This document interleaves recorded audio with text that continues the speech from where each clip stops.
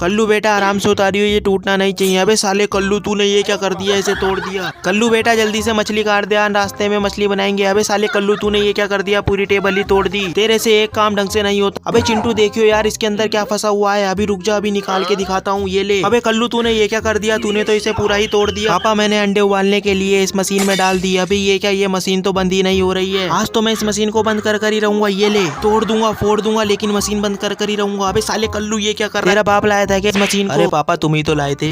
अबे साले कल्लू ये गमला टूटना नहीं चाहिए, बहुत ज्यादा महंगा है, आराम से लेके चल। अबे साले कल्लू तूने ये क्या कर दिया, इस गमले को भी तोड़ दिया। तुझसे एक काम भी ढंग से नहीं होता, नालायक।